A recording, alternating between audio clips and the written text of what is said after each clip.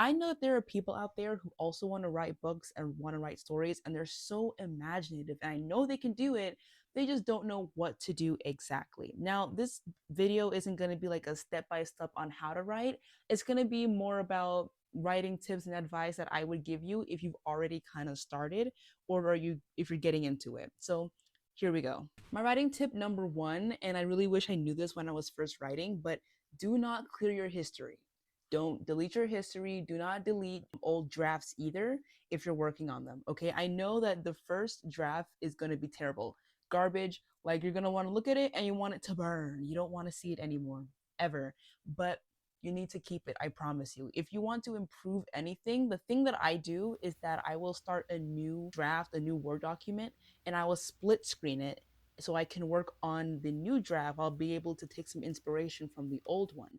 And the reason you want to keep your old drafts, no matter how bad they are, is that there are some sections where you were kind of like a philosopher and you have the most beautiful paragraph ever, and you'll lose it forever if you delete it. So you might want to keep your old one because there are some little hidden treasures in there.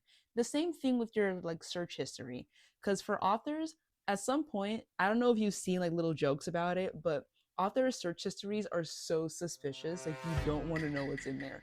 But there are some things about location, some facts, some websites that you might find that if you delete your search history or clear it, you'll never find it again. And it is so heartbreaking. So I would just keep like bookmarks, tabs, even write down the places that you've searched up, the websites that you've been on, and just keep everything in your history so you can always go back to them. Because trust me, you will. And this is especially true if you're using real life locations, because for my book, I am making up certain locations for my characters because it is fiction fantasy, but I do also have them kind of in the real world. It's like urban fantasy, you know? They're kind of hidden in real life locations, and I just kind of turn those locations into more whimsical versions of themselves. But I need to know where my characters are at. My mistake was not doing this, so whenever I would go back, I would have to rely on my own mind map memory and go find out where I was.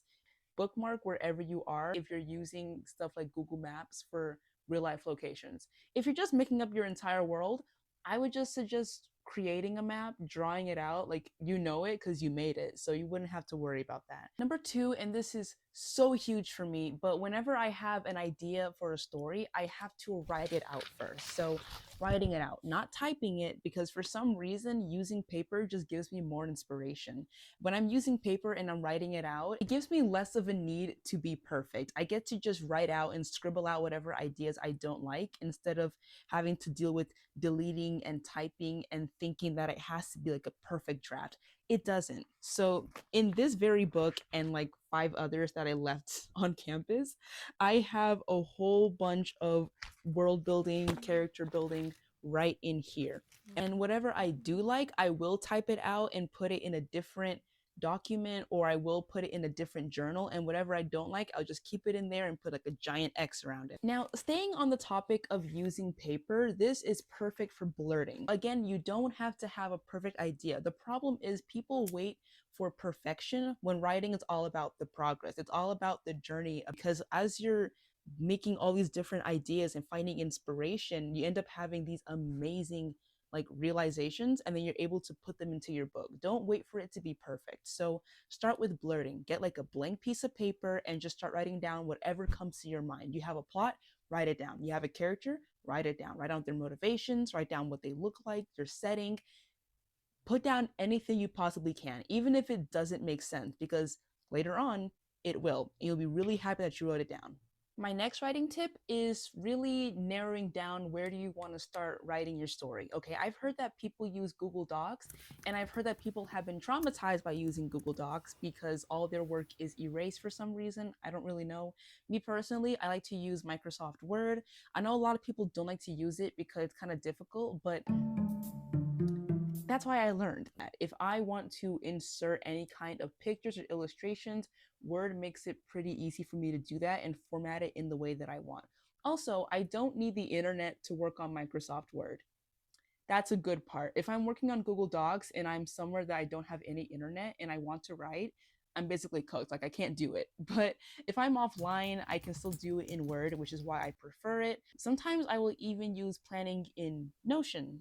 I have some Notion templates that I didn't make, but I use Notion templates to kind of narrow down my plots, my characters, give them a space where I can really focus on them. So you can just choose whatever kind of platform you want to use to write it. Just make sure that you always back up your work. And I mean like autosave, because you don't want to lose your work. It is the worst thing to happen to you. Now, these next few tips are going to be more about, less of a setup and more about what you're supposed to do while you're writing. So, what if you want to figure out the characters or locations or what's even going on in your book? My very first thing is to decide a genre. It sounds obvious, but a lot of people kind of just forget to pick a genre and they forget to pick a location. Your setting is the most important thing you can do, because your setting will kind of not dictate, but it will guide you on how you dress your characters' names, their motivations. It will guide you on like the time, the place, what the problem is, and that will eventually help you figure out your plot. So picking a genre can help you narrow down everything so that it's much easier to create the story or know what you're working towards. Now, for this specifically, I don't like to write it out. I like to use Pinterest so I can visually see what I'm doing. So I'll search up like different kind of like aesthetics or different kind of houses and homes, and I'll say, okay, this kingdom works like this, so it's going to look like this. This person lives in this kingdom, so they're going to wear this. Now, when you're able to visualize your characters and visualize your place, the story will start to form. And then you're also able to figure out even how the characters are acting because of the place and their environment that they're in. So choosing a setting is very important, and I would really lay down world building and character building before anything else. Okay, and my very last tip, if you don't have a plot, I would really focus on character motivations, okay?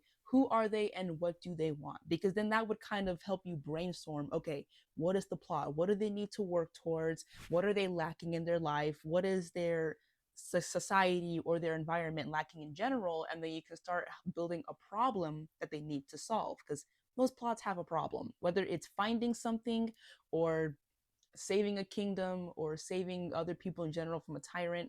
It could be anything. But knowing what your characters' motivations are, who they are, and the world they're living in can help you move towards that. In case you didn't already know, I am a published author. This book is available online at Amazon KDP or Barnes & Noble, just online. But anyways, I love writing. Writing is my passion. I've been starting it since I was like 13 years old. When COVID hit, I was bored and your girl had to do something. Anyways, those are just my little writing advice from what I have learned as a writer for the past, I don't know how many years. But if you want me to focus on character building or world building, let me know down below and I'll make a video about it. And I just hope this really helped you as a writer. And thank you for watching my videos. Have a great day.